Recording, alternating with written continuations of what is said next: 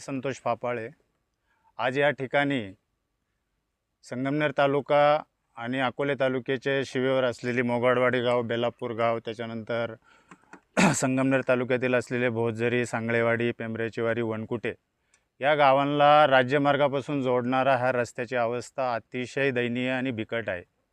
रस्त्याला जायचं म्हटलं तर फर्स्ट आणि सेकंड गिअरशिवाय चालता येत नाही। अनेक अपघात होतात, अनेक हे होतात।